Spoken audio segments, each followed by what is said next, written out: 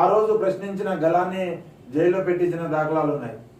మరి ఈరోజు సొంత కూతురే ప్రశ్నిస్తూ లేఖ రాసింది కదా, మరి ఆ లేఖ పైన ఆ కూతురి పైన ఎలాంటి చర్యలు తీసుకోబోతున్నారు మాజీ సీఎం కేసీఆర్ అనే దానిపైన దాదాపుగా ఎప్పటికప్పుడు సీకే న్యూస్ అప్డేట్ మీకు ఎప్పటికప్పుడు ఇస్తూనే ఉంటుంది.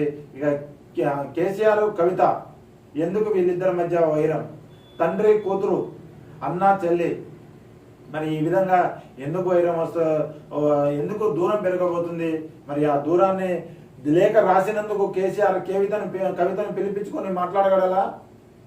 మరి ఇలా మాట్లాడగలిగితే గతంలో ప్రశ్నించిన వాళ్ళతోనే ఇలా ఎందుకు పిలిపించి మాట్లాడలేరు అనే కొత్త వ్యతిరేకత కేసీఆర్ పైన వస్తుంది. అంటే సొంత కూతురు ఒక లెక్క, మరి పార్టీ క్యాడర్ ఒక లెక్కన అనే వ్యతిరేకత కేసీఆర్ పైన వచ్చే అవకాశాలు ఉన్నాయి.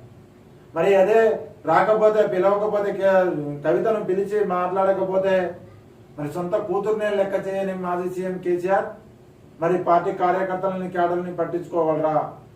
గతంలోనే పట్టించుకోలేదనే పేరైతే ఉంది, ఏ ఒక్కరికి అపాయింట్మెంట్ ఇవ్వలేదనే పేరైతే ఉంది.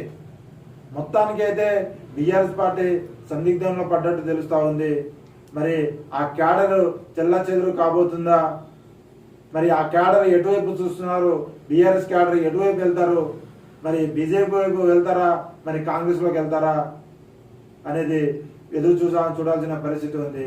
మొత్తానికి కాంగ్రెస్లో ఇప్పటికే సేమ్ అక్కడైతే ఇంట్లో అంతర్గత యుద్ధం జరుగుతుంది.